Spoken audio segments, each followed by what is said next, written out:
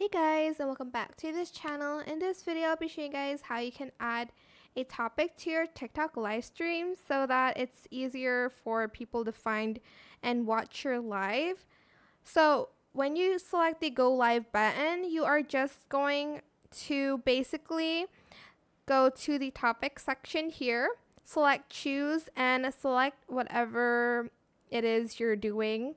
So I'm just going to select gaming because that's what I do mostly, and I'm going to select Roblox. You can type in more games, and if it's not there, you're just going to type in you're going to select others.